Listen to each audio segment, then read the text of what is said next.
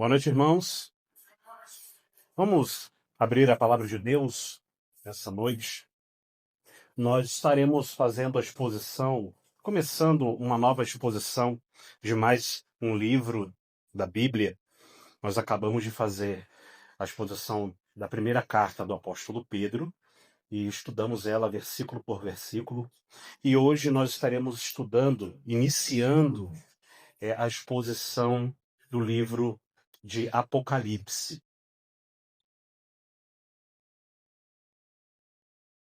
Aí você vai achar estranho, né? Mas vamos ler qual versículo do livro de Apocalipse. Hoje, nenhum. Nenhum. Não. Hoje nós vamos abrir lá no livro do profeta Daniel. Daniel, no capítulo de número 2.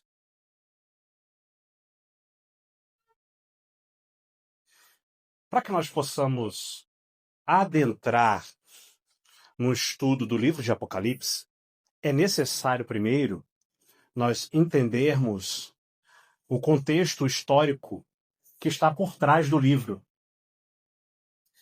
E enquanto você vai procurando, e a gente vai ler só daqui a um tempinho, eu vou explicar para você um pouquinho sobre o porquê desse contexto histórico. Bom, antes de abrirmos propriamente o livro de Apocalipse e tentarmos compreender as suas visões, as suas trombetas, as taças, o juízo de Deus, nós precisamos primeiro entender o terreno em qual nós estamos pisando. Nenhum livro da Escritura, da Palavra de Deus, ele fica pairando no ar. É importante que você entenda isso. Como se estivesse desconectado uns dos outros. Na verdade, todos estão firmados e conectados e alicerçados no mesmo solo histórico. Isso significa que nenhum texto da Bíblia foi escrito de forma desconectada da realidade, do tempo, do seu contexto em que ele surgiu. A revelação de Deus não caiu do céu como um texto místico. Apocalipse não é isso. Não é um texto místico, obscuro e que ninguém pode entender. Não. Não é uma história de ficção, mas o livro de Apocalipse fala de situações reais, de pessoas reais, em lugares e épocas específicos. Por exemplo, se formos analisar o contexto do livro dos Salmos, os Salmos nasceram de experiências, por exemplo, do rei Davi, quando Davi estava sofrendo perseguições, guerras e o seu próprio arrependimento do pecado. Esse é o contexto do livro dos Salmos. As cartas do apóstolo Paulo foram escritas à igrejas que enfrentavam problemas e eram problemas reais, como divisões, heresias, dúvidas. Esse é o contexto histórico desses livros. A Bíblia, ela é a palavra de Deus, divinamente inspirada pelo Senhor, mas comunicada dentro do seu contexto, de contextos humanos e contextos históricos reais. E por isso, para interpretar corretamente o livro de Apocalipse, precisamos entender o seu contexto histórico. O Apocalipse é o desfecho de uma narrativa que começou séculos antes e não pode ser interpretado de forma isolada. É por isso que muitas pessoas que leem o livro de Apocalipse não entendem absolutamente nada. Alguns pastores ainda ousam afirmar que se você ler o livro de Apocalipse, você vai ficar louco. Porque ali são coisas que nós não conseguimos entender. E, na verdade, não é isso. O livro de Apocalipse é difícil de interpretar se você interpretá-lo fora do seu contexto. É como se você estivesse lendo a conclusão de uma carta sem saber quem escreveu essa carta. E para quem foi escrita essa carta? O Apocalipse é uma carta celestial, com um remetente, um destinatário e um contexto. E tudo isso começa muito antes do apóstolo João estar lá preso na ilha de Patmos. Nessa primeira parte que nós vamos começar aqui, o estudo sobre o livro de Apocalipse, nós vamos construir o alicerce histórico que sustenta o livro de Apocalipse. Veremos como Deus conduziu os impérios da terra, cumprindo o seu propósito de forma soberana, até chegar ao cenário em que João, o apóstolo João, recebeu a revelação de Jesus Cristo para escrever o livro de Apocalipse. O Apocalipse é o fim de uma grande narrativa. É o último capítulo de uma longa revelação. Para entender o Apocalipse, é necessário retroceder algumas páginas da Sagrada Escritura até os dias do profeta Daniel, cerca de 600 anos antes de Cristo. E é por isso que nós vamos abrir agora o livro do profeta Daniel, no capítulo 2. Foi neste livro, no livro do profeta Daniel, que Deus revelou o curso da história humana. Aqui ele revela como tudo vai se desenrolar daqui para frente, mostrando o que aconteceria desde aquele tempo de Daniel até o fim. Daniel revela e explica o sonho do rei Nabucodonosor. E essa é a nossa leitura bíblica de hoje. Vamos ler então Daniel, capítulo de número 2, versículo de número 31 e 36. Daniel, capítulo 2, versículo 31 ao 36. É o sonho do rei Nabucodonosor. Ele teve um sonho e ele então pede que os sábios da Babilônia interpretem esse sonho. Só que o rei, muito esperto, muito astuto, não queria ser enganado por ninguém. Ele disse então, para que vocês possam interpretar o sonho, vocês vão ter que também me dizer qual foi o sonho que eu tive. Algo impossível. Vão ter que adivinhar o sonho e contar o sonho para mim e a sua interpretação. E isso com pena de morte. Se vocês não me contarem o sonho que eu tive, todos vocês vão morrer. E aí então que entra o nosso personagem, Daniel, e interpreta o sonho do rei. E aí ele agora conta o sonho do rei. Você teve este sonho, versículo 31.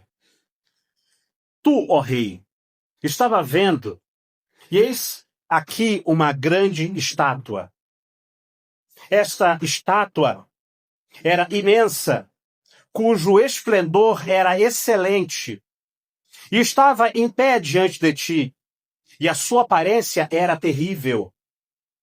A cabeça daquela estátua era de ouro fino, o seu peito e os seus braços de prata, o seu ventre e as suas coxas de cobre, as pernas de ferro e os seus pés em parte de ferro e em parte de barro. Estavas vendo isso quando uma pedra foi cortada sem auxílio de mão, o qual feriu a estátua nos pés de ferro e de barro, e os esmiuçou. Então foi juntamente esmiuçado o ferro, o barro, o bronze e a prata e o ouro, os quais se fizeram como pra gana das eiras do estio, E o vento os levou, e não se achou lugar algum para eles. Mas a pedra que feriu a estátua se tornou grande monte e encheu toda a terra. Até aqui. Quando nós olhamos para um texto como esse, talvez você já ouviu muitas pregações, já leu esse texto na sua casa.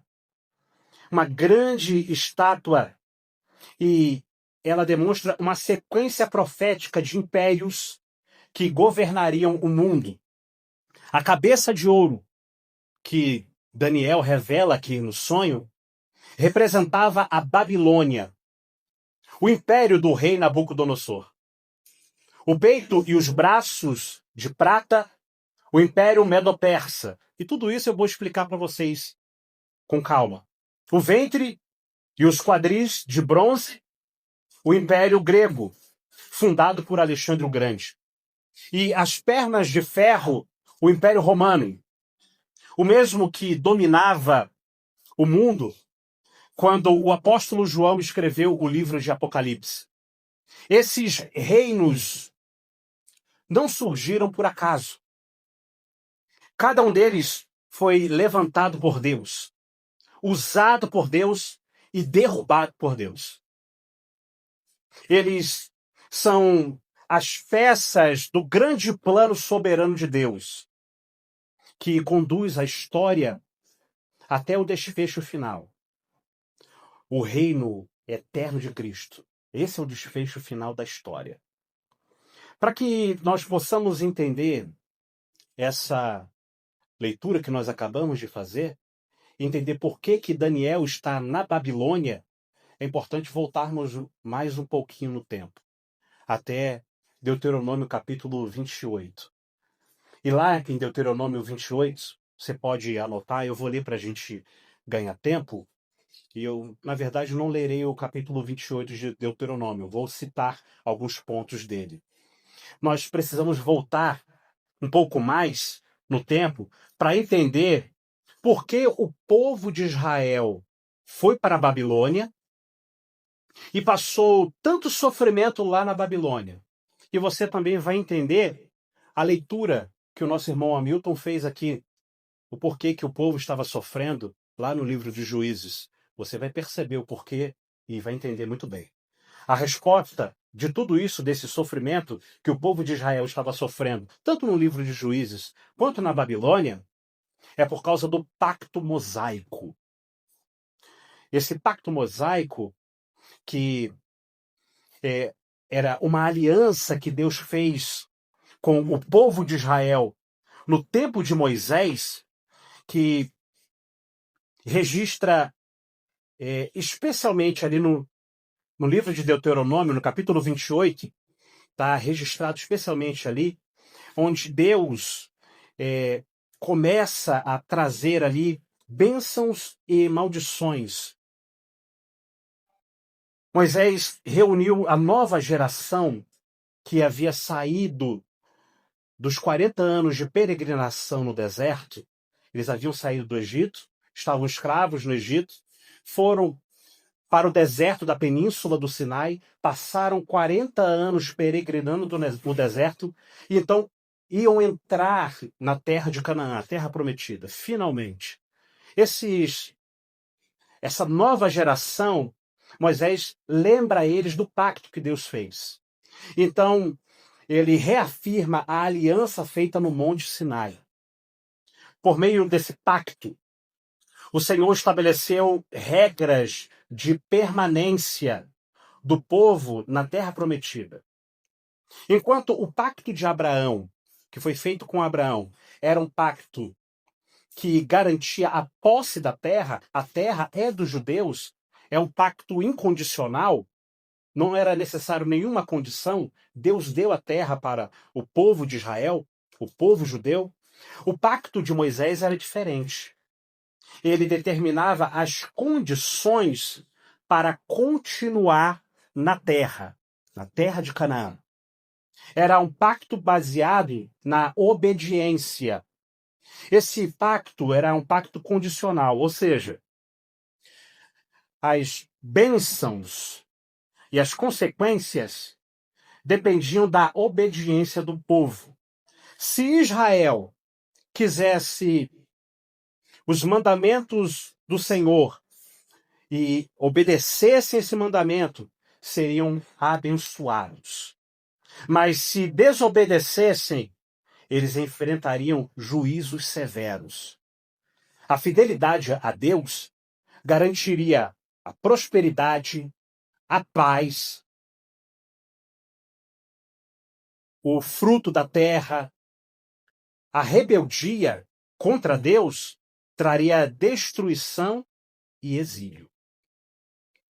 Então, quando o povo andasse nos caminhos do Senhor, a terra produziria o seu fruto. O povo prosperaria. As famílias e os rebanhos seriam férteis e numerosos. Deus protegeria o povo de doenças, de pragas. Nenhuma nação poderia vencê-los, pois seriam cabeça e não cauda. Entre as nações, eles seriam uma nação abençoada. Em resumo, a obediência traria vida, prosperidade e honra ao povo de Deus. Mas se o povo rejeitasse a lei de Deus, seriam atingidos por enfermidades, eles seriam atingidos por pragas, eles seriam atingidos por inimigos estrangeiros.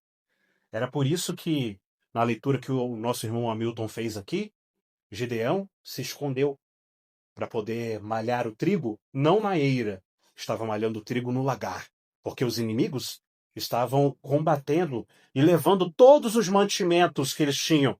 Tudo que eles tinham, os inimigos levavam. E tinha um porquê.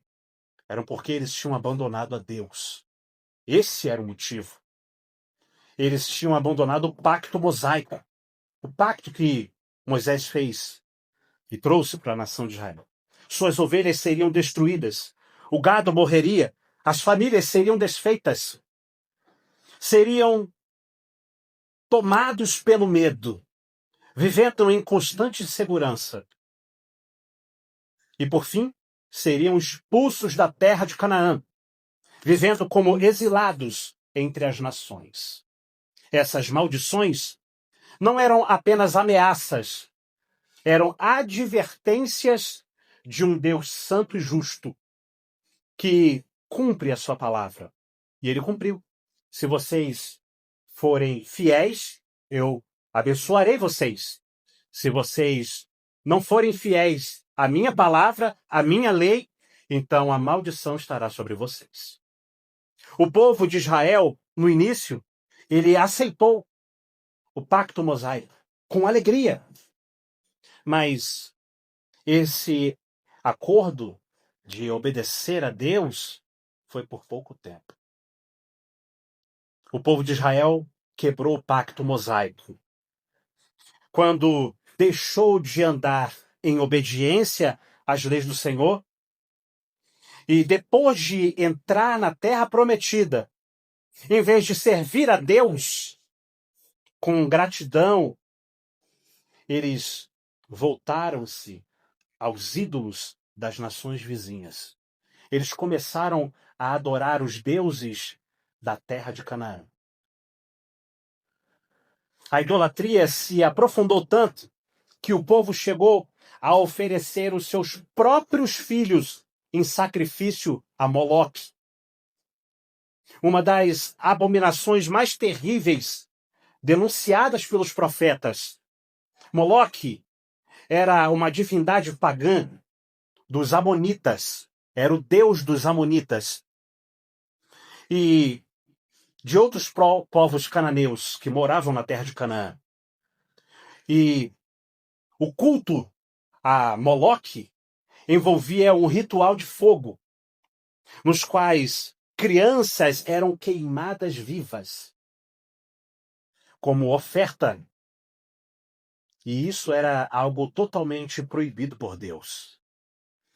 Eles iam para junto dos amonitas, o povo de Deus, povo de Israel, aquele povo que Deus escolheu, separou, que mostrou quem era o Deus criador de todas as coisas. E eles então viram as costas para Deus e vão para o culto a Moloque. No culto de Moloque, eles aqueciam uma estátua de ferro. E quando a estátua estava bem vermelha, pegando fogo, ela era uma estátua que tinha umas mãos assim estendidas. Eles colocavam ali então um bebê recém-nascido e tocavam os tambores bem alto para abafar o som dos gritos do bebê, para que os pais não se arrependessem de ter feito aquele sacrifício. Em Levítico, no capítulo 18, versículo 11, está escrito assim, Levítico 18, 11: E não darás nenhum de teus filhos para ser sacrificado a Moloque. Em Jeremias, o profeta Jeremias escreve no capítulo 19, versículo 5: Edificaram os altos de Baal para queimarem seus filhos no fogo em holocausto a Baal, coisa que nunca ordenei, nem falei no meu coração. Em 2 Reis, capítulo 17, versículo 17, está escrito assim: Fizeram passar pelo fogo seus filhos e filhas.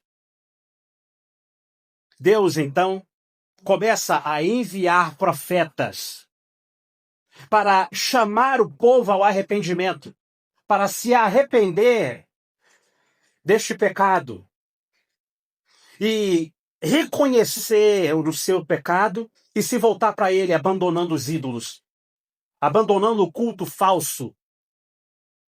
Mesmo após Deus enviar profetas, Israel endurece o coração. A nação de Israel se endurece e persistiu na rebeldia.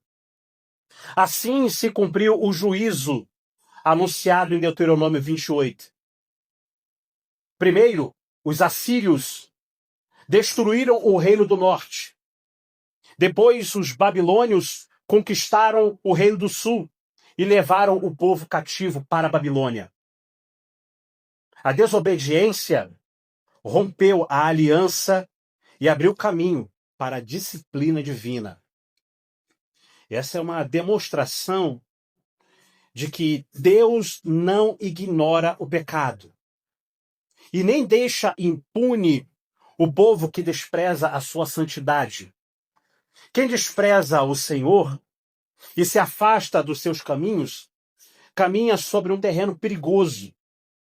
Deus não fecha os olhos para a rebeldia. Cada desvio, cada negligência, cada afronta à sua santidade traz consequências inevitáveis. Deus vai trazer juízo. E é isso que acontece quando o povo vira as costas para Deus e começa então a adorar aos deuses de Canaã. Deus levanta um império chamado Assírio. O Império Assírio, por volta do ano 722 a.C., os assírios surgiram como um martelo do juízo de Deus. Eram um povo guerreiro e cruel, que realizava um massacre para subjugar e controlar os povos que estavam sendo conquistados. Era da região, eles vinham da região que hoje nós chamamos de Iraque. Deus usou o povo assírio para castigar a nação de Israel, que havia quebrado o pacto mosaico e mergulhado na idolatria. Naquele tempo, Israel estava dividido. O reino de Israel não era mais aquele reino unificado que o rei Davi unificou. Agora, haviam 10 tribos no norte, chamadas de Israel, e 2 tribos no sul, Judá e Benjamim, as tribos de Judá e Benjamim. Os assírios invadiram o reino do norte, o reino de Israel, e destruíram Samaria e levaram o povo cativo. E eles se misturaram com os israelitas e geraram uma nova etnia, que foi chamada de samaritanos. E essa mistura entre os assírios com as 10 tribos de Israel, é que séculos depois ficou, quando nós olhamos lá em João no capítulo 4, nós vemos o desprezo que os judeus têm pelos samaritanos. É por causa dessa mistura de raças. Não eram mais judeus puros, agora eram judeus misturados com os assírios, chamados agora de samaritanos. A queda de Israel diante dos assírios mostra que a desobediência ao pacto traz o juízo certo de Deus. Deus cumpre as suas promessas, inclusive as de correção. Ele não é um Deus que só cumpre promessas boas. Quando ele diz que vai corrigir, se prepara. Ele vai corrigir, sim. É um Deus que ele não mente. Após o domínio assírio, surgiu outro império, ainda mais poderoso do que o Império Assírio. Esse é o Império da Babilônia, localizada na mesma região da antiga Torre de Babel. Lá em Babel, daí surgiu o nome Babilônia. E era considerada Babilônia o centro do mundo, símbolo do orgulho humano e da glória dos homens.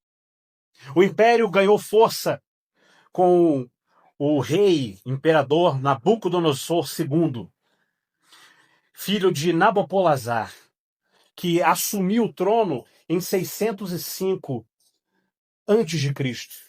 Nabucodonosor era um líder imponente, estrategista e construtor inteligente. E, diferente dos assírios, que destruíam tudo, os babilônios, eles não se misturavam com outras nações. Eles destruíam as cidades e levavam apenas os nobres, que eram jovens e instruídos, para servirem no palácio real.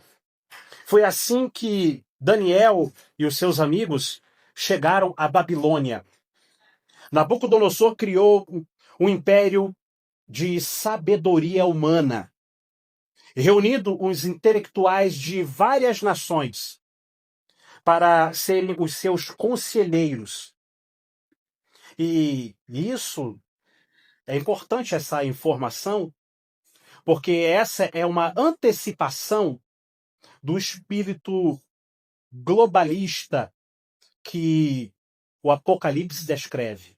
Eu vou explicar para você o que é isso. Globalização é o intercâmbio natural entre as nações. A globalização é o comércio, a tecnologia, a cultura que os países trocam uns com os outros. Isso é globalização.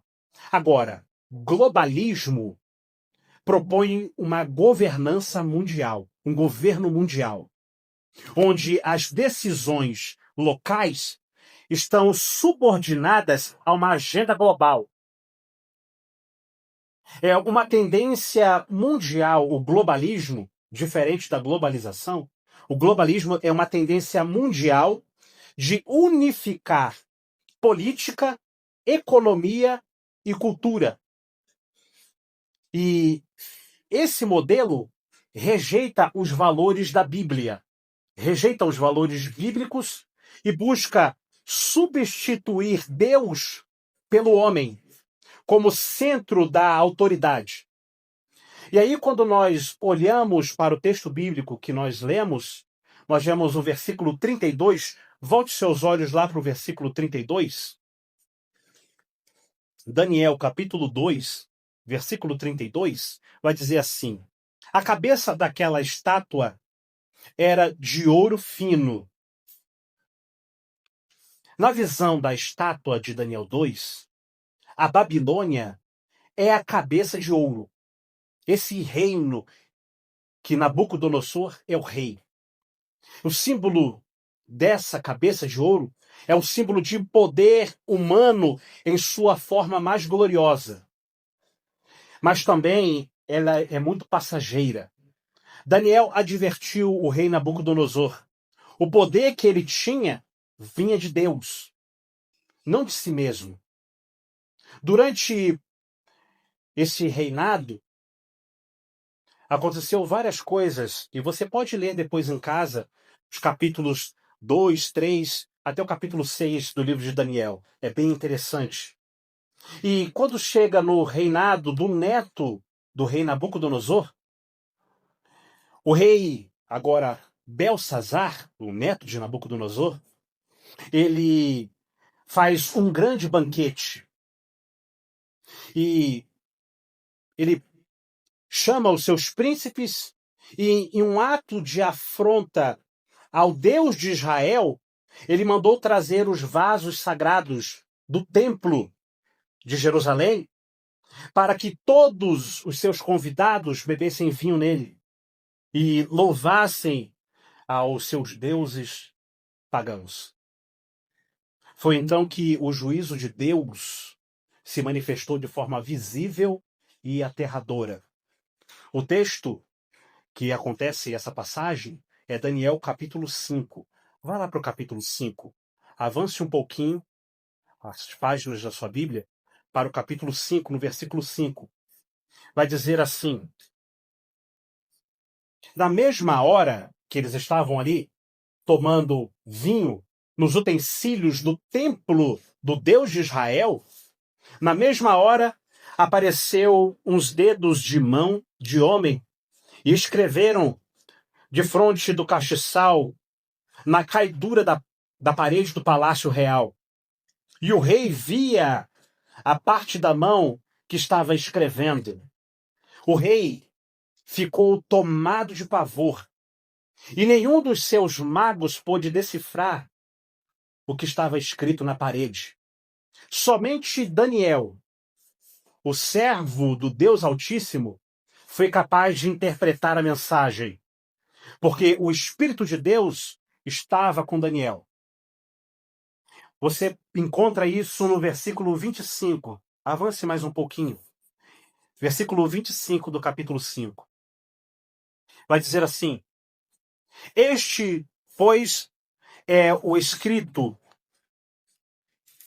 que escreveu Mene, Mene, Tekel, Farsim. Esta é a interpretação daquilo. Mene significa, Daniel interpretando, contou Deus o teu reino e o acabou. Tekel, pesado foste na balança e foste achado em falta.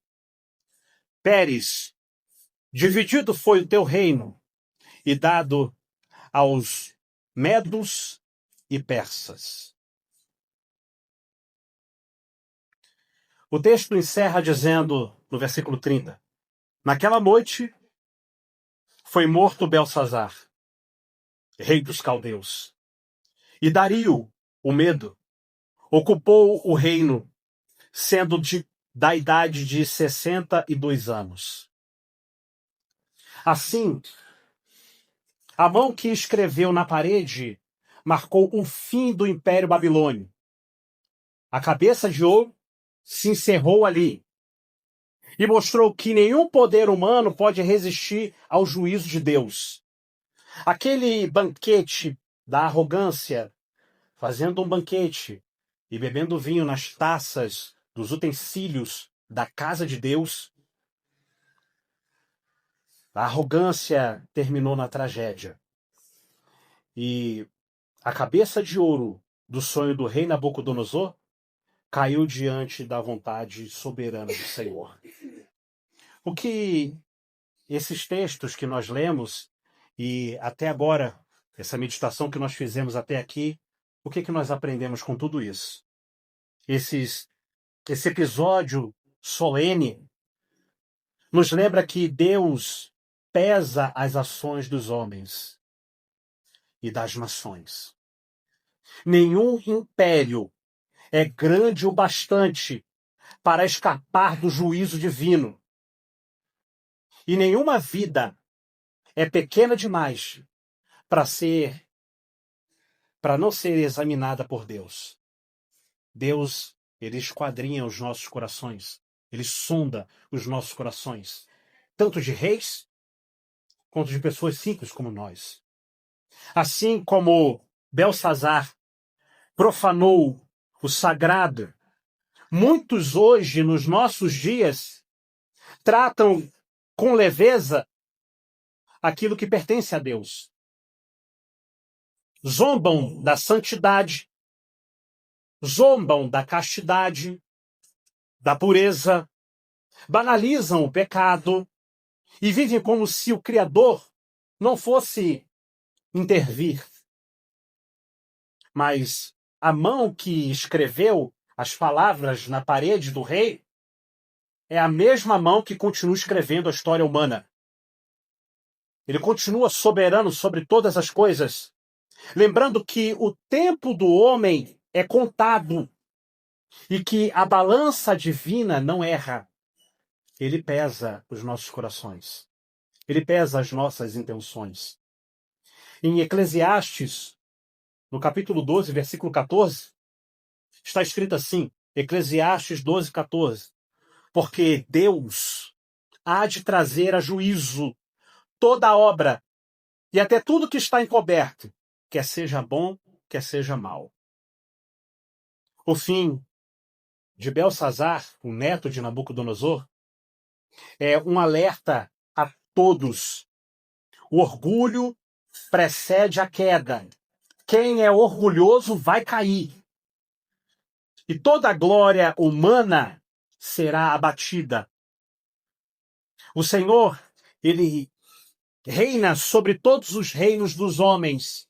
Ele é o Rei dos Reis.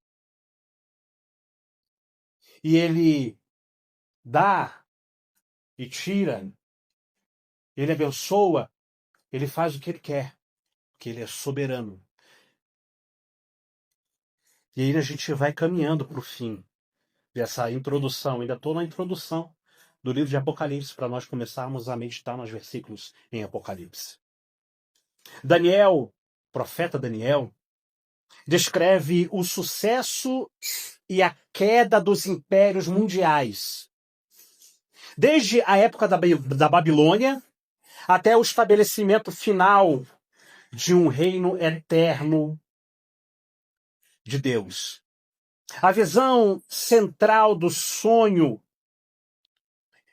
era uma grande estátua, imensa e de extraordinário esplendor. Quando Nabucodonosor viu aquela estátua no sonho, ele ficou espantado, cuja aparência, segundo o próprio profeta Daniel escrevendo no capítulo 2, era terrível. Composta de diferentes metais. Daniel explicou que Deus havia revelado ao rei o que aconteceria no futuro. O sonho é verdadeiro e a interpretação de Daniel é fiel. A estátua representava uma sequência de reinos que existiram na Terra. E a progressão dos materiais, do ouro ao ferro e barro, indica uma escala decrescente.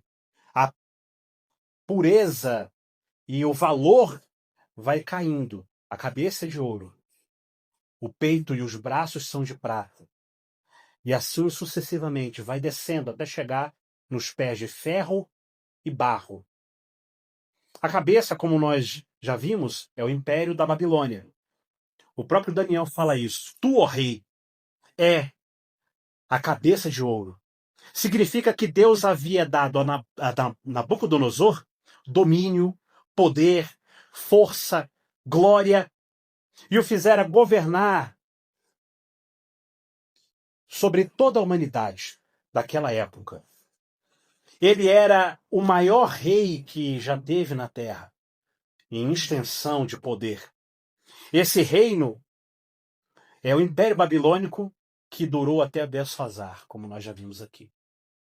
No versículo 32, a parte B, vai falar que o peito e os braços de prata, esse é o Império Medo-Persa. É como se um braço fosse o Medo e o outro braço fosse os persas. Medo-Persa. Está escrito, depois de ti, depois de Nabucodonosor, a cabeça de ouro, surgiria outro reino, inferior ao reino da cabeça de ouro, o reino de prata. O peito e os braços de prata representavam o reino Medo-Persa, Ciro e Dario. Embora fosse um reino poderoso que conquistou a Babilônia, esse reino era inferior ao reino da Babilônia, porque era feito de prata, inferior ao ouro. O rei que mandou Daniel para a cova dos leões era o rei Dario, o Medo. Isso significa que o profeta Daniel viveu no período da cabeça de ouro e do peito e braços de prata. Ele viveu no período de 2 impérios. No versículo 32, ainda a parte C, vai falar sobre o ventre e as coxas de cobre. Esse era o Império Grego. Depois do segundo reino, surgiria um terceiro reino que era de cobre. Esse reino governaria sobre toda a terra. Historicamente, refere-se ao Império Grego liderado por Alexandre o Grande. Talvez você já ouviu falar sobre ele. Esse rei existiu também como Nabucodonosor e todos os outros personagens que estão aqui. Esse grande rei Alexandre o Grande varreu e conquistou o mundo da sua época. Como sabemos que esta parte de cobre da estátua simboliza o Império Grego, é por causa que, ainda no livro do profeta Daniel, nós encontramos no capítulo 8 o sonho. Daniel tem um sonho com um carneiro e um bode. Um carneiro e um bode brigando. Está registrado no capítulo 8. E é interessante. Vá lá para o capítulo 8 para a gente ler. É importante essas informações, porque no livro de Apocalipse você vai encontrar coisas parecidas. E aí aqui você vai começar a ter uma base para interpretarmos juntos o livro de Apocalipse. Vai estar escrito assim no capítulo 8, versículo 3 e 4. A visão que Daniel tem. E levantei os meus olhos e vi, e eis que um carneiro estava diante do rio, o qual tinha 2 chifres, e os 2 chifres eram altos, mas um era mais alto do que o outro, e o mais alto subiu por último. Vi que o carneiro dava marradas para o ocidente e para o norte e para o sul. E nenhum dos animais lhe podia resistir. Nem havia quem pudesse livrar da sua mão. E ele fazia conforme a sua vontade e se engrandecia. E é interessante que ainda no ainda no capítulo 8, vai dizer assim, o versículo 5. E estando eu considerando, pensando sobre todas essas coisas que ele estava vendo, esses 2 animais brigando, eis que um bode vinha do ocidente, sobre a face de toda a terra, mas sem tocar no chão. Era como se fosse um bode andando tão rápido que ele praticamente voava. É essa a visão que Daniel está vendo. E aquele bode tinha um chifre notável entre os olhos. Um bode com um único chifre no meio dos olhos. E dirigiu-se ao carneiro. E tinha os 2 chifres, ao qual eu tinha visto em pé diante do rio. E correu contra ele no ímpeto da sua força. E vi-o chegar perto do carneiro, enfurecido contra ele, e ferindo, e quebrou-lhe os 2 chifres, pois não havia força no carneiro para lhe resistir. E o bode o lançou por terra, venceu o carneiro, que tinha 2 chifres, um grande e um pequeno, e pisou aos pés. Não houve quem pudesse livrar o carneiro da sua mão. E o bode se engrandeceu sobremaneira, mas, estando na sua maior força, aquele grande chifre foi quebrado. E no seu lugar subiram outros 4, também notáveis, para os 4 ventos do céu. No versículo 20 ao 22, você vê a explicação de Daniel, o significado. No livro de Apocalipse, você também vai perceber isso.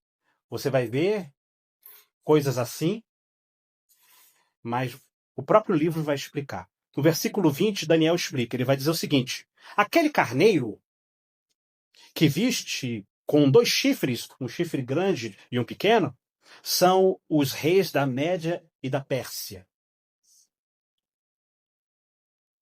Mas o bode peludo é o rei da Grécia. E o grande chifre que tinha entre os olhos é o primeiro rei.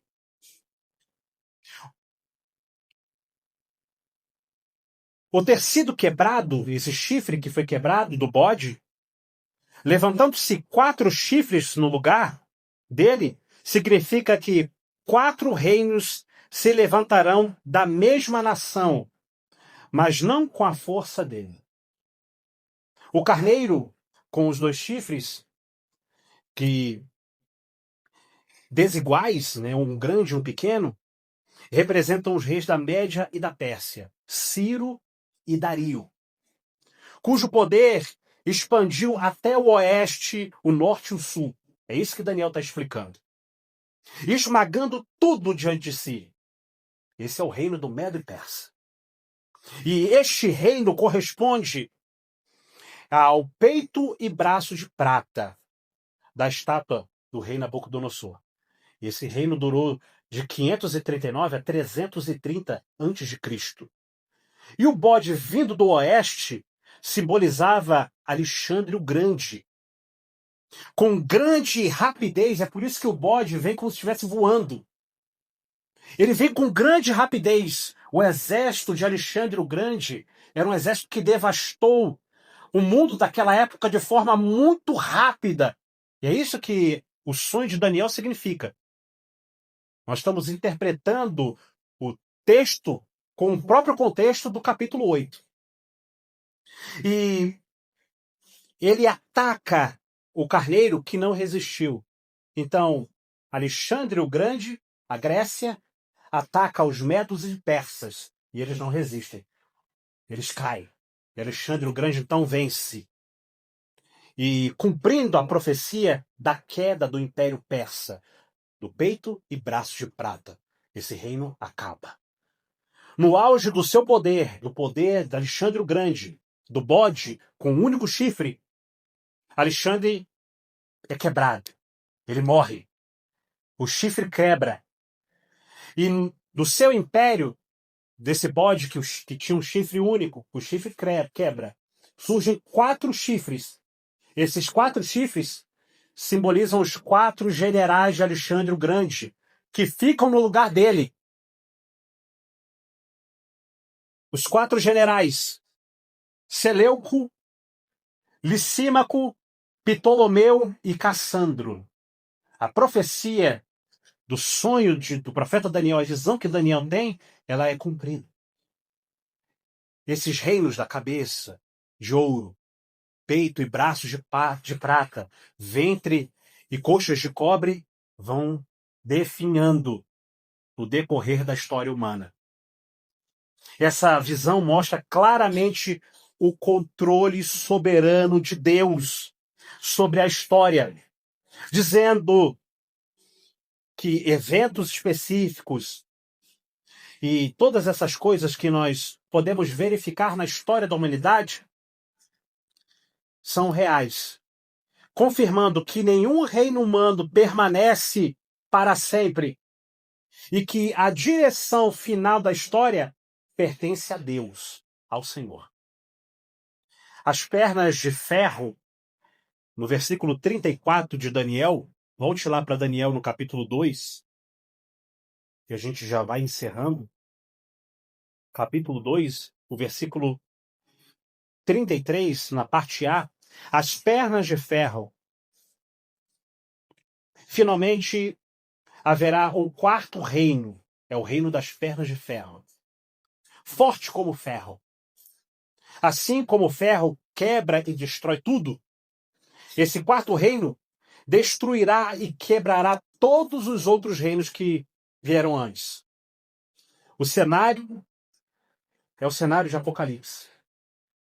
O império, que aqui está caracterizado pelas pernas de ferro, é o Império Romano. O último império mundial na sequência desses impérios de metais: ouro, prata, cobre, ferro e, no final, barro e ferro. Este é o Império Romano, as pernas de ferro, que serve de pano de fundo para o livro de Apocalipse, porque era o Império Romano que estava dominando toda aquela região em que os apóstolos e que o Senhor Jesus estava pregando. E foi um dos imperadores romanos, e nós vamos ver isso nas próximas ministrações, que enviou o apóstolo Pedro, o apóstolo João, melhor dizendo, para a ilha de Patmos. Por isso nós precisamos entender todo esse contexto histórico para entendermos por que o apóstolo João estava lá, na ilha de Patmos, e recebe então essa revelação do livro de Apocalipse. O Império Romano ascendeu ao poder como cumprimento da profecia. O quarto reino, e caracterizado pela força militar, ele esmagava as nações como ferro, com barra de ferro, que ele destrói todos os reinos anteriores. O estágio posterior a este império é o que nós vemos no final, dos pés de ferro e barro. Não é um outro reino. Não é um outro reino. Os pés, no versículo 33, os pés e dedos de ferro e barro eram em parte barro e parte ferro. Isso significa que o reino era dividido. Embora tenha um pouco de força do ferro, ele estava misturado com barro, que não se mistura com ferro. É impossível misturar barro com ferro. Então, significa que as alianças políticas de casamento que tentarem firmar não se sustentarão. Portanto, os pés de barro e ferro não são um novo reino, mas sim o estado final, dividido e enfraquecido do Império Romano. O Império Romano foi enfraquecendo. E aí nós vemos a última parte, o versículo 35. O reino de pedra. O reino da pedra. O clímax do sonho acontece quando uma pedra, o sonho do rei Nabucodonosor, voltando para o rei Nabucodonosor, ele vê uma pedra que é cortada sem o auxílio de mãos e é lançada sobre os pés da estátua, que era de ferro e de barro. E quando essa pedra, sem o auxílio de mãos, toca a estátua, os pés da estátua de barro e ferro, a estátua inteira é destruída, é esmiuçada, ela vira pó. Esse é o clímax do sonho do rei Nabucodonosor. A pedra feriu a estátua nos pés. Ela pulverizou, ela desintegrou toda a estátua de ferro, barro, bronze, prata e ouro, de modo que não restou nenhum vestígio desses reinos. Na época dos reis do pé de barro e ferro, o reino dividido, o Deus dos céus estabelecerá um novo rei. É isso que significa. Este reino jamais será destruído. Nunca será dominado por outro povo. Ele esmagará todos os reinos e durará para sempre, tornando-se uma grande montanha que encheu toda a terra. Essa visão da estátua como um plano de Deus, o plano divino de Deus, destruindo todos os reinos da terra, demonstra a soberania de Deus sobre tudo. Cada metal representa uma fase do domínio humano. Mas no ponto mais fraco e dividido da fundação, os pés de barro e ferro, uma intervenção sobrenatural. A pedra destrói toda a obra humana para inaugurar um novo reino, um reino espiritual.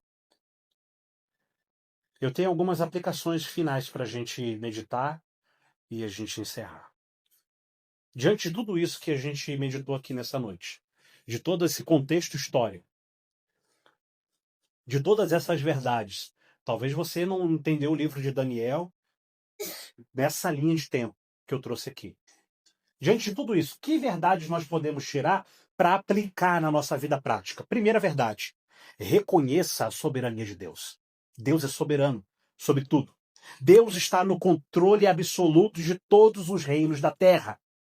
Nabucodonosor, Alexandre o Grande, foram grandes porque Deus permitiu que eles fossem grandes. Lembre-se, Deus também governa a sua vida. Ele não só governou a vida de Nabucodonosor, Alexandre o Grande e tantos outros reis. Não. Ele também comanda e controla, governa a sua vida. Nada do que acontece ao seu redor escapa da vontade de Deus.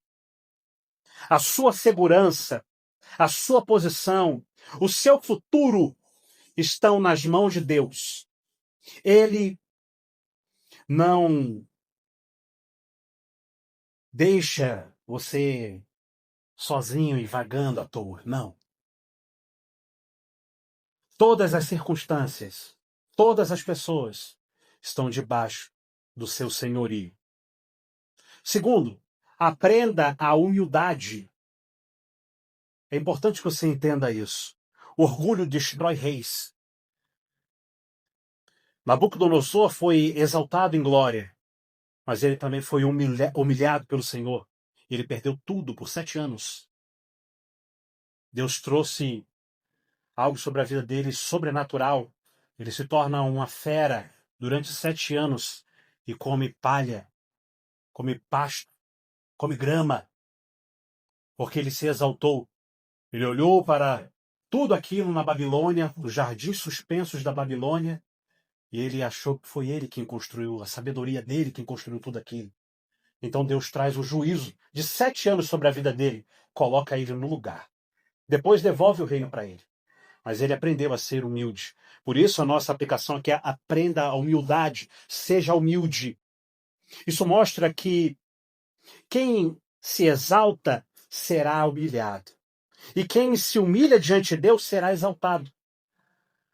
Não se orgulhe das conquistas que você tem, das posses, da influência. Não se orgulhe disso, porque tudo isso pertence a Deus. Seja humilde e reconheça a sua dependência do Criador, que sustenta todas as coisas. E a minha última aplicação para a gente ir para a conclusão e a gente encerra. Confie e descanse em Deus. Diante de tudo isso que nós aprendemos aqui, que nós meditamos aqui, em toda essa história, que nós meditamos em versículos aqui, nós precisamos aprender isso. Confie e descanse em Deus. Mesmo nos momentos de ameaça, dificuldade, dor, angústia, sabemos que Deus é fiel. Ele é fiel. Deixe que o estudo da história que nós estamos meditando aqui e das profecias possa ensinar você a depender e descansar em Deus. E que todo esse estudo fortaleça cada vez mais a sua fé e que transforme a sua vida em confiança plena no Senhor. E eu vou para a minha conclusão e a gente encerra. A minha conclusão. Nenhum império, nenhum rei, nenhum poder humano age fora do controle soberano de Deus. Desde a desobediência de Israel, passando pelos juízos sobre o reino do norte, o reino do sul, até as visões que o profeta Daniel teve sobre os reinos do mundo, tudo nos aponta para a mesma verdade. Deus governa a história e cumpre as suas promessas. Para nós, cristãos, isso traz convicção na nossa fé, humildade e confiança em Deus.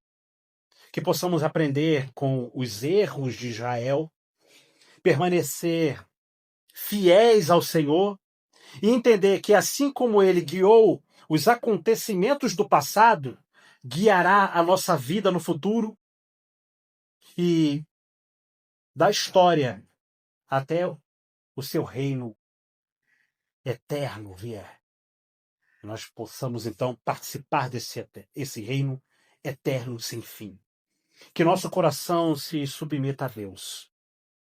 E que a nossa fé seja fortalecida pelo conhecimento da soberania de Deus. Ele é soberano, aprenda isso. Essa foi uma das primeiras lições que eu aprendi quando Deus me converteu. Ele é soberano, ele controla tudo e todos. E é o que nós aprendemos aqui. Todas essas passagens que nós vimos aqui. Ele comanda tudo. Ele comanda a história.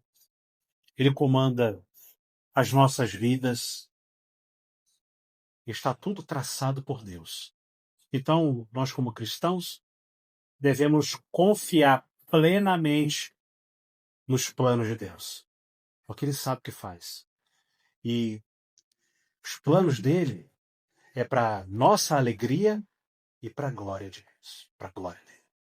Vamos orar, vamos agradecer. Na semana que vem, nós entramos um pouco mais no Império Romano para entendermos o contexto e aí, quem sabe, entrarmos no livro de Apocalipse, no versículo 1. Oremos. Pai Santo e Justo, te damos graças, Senhor, pela Tua palavra. Obrigado, Senhor, por nos conduzir nesse panorama da Tua palavra, onde podemos examinar a Escritura de forma objetiva, clara, entendendo o que cada passagem significava. Obrigado, Senhor, por nos dar esse entendimento que a Escritura interpreta a própria Escritura. Fazendo assim, nós podemos compreender a Tua revelação de forma plena, objetiva, e, tendo esse entendimento, podemos ser direcionados a viver uma vida agradável ao Senhor, confiando plenamente na sua vontade, sabendo que o Senhor é quem comanda as nações, que o Senhor é quem comanda as nossas vidas. E por causa disso, não precisamos temer o amanhã, porque o amanhã pertence ao Senhor. E o Senhor é o nosso Pai, é o nosso Deus, que cuida de nós. E por causa disso, dessas verdades, a nossa fé é robustecida. A nossa fé, ela é fortalecida e passamos por qualquer coisa que seja nesta vida. Nós vamos passar glorificando o Teu nome. Quer seja perseguição, enfermidade, escassez, desemprego, qualquer outra coisa, pois sabemos que o Senhor é quem está no comando dessas coisas e que o Senhor cuida de nós. Obrigado, Senhor, por essas verdades que aprendemos nessa noite. Que o Senhor continue conosco, nos abençoando. E que o Senhor nos conduza nesse estudo do livro de Apocalipse, para que possamos aprender as verdades deste livro, que revela a vitória de Cristo sobre o mal. Obrigado, Senhor. Nós te louvamos em nome do seu Filho amado Jesus. Amém.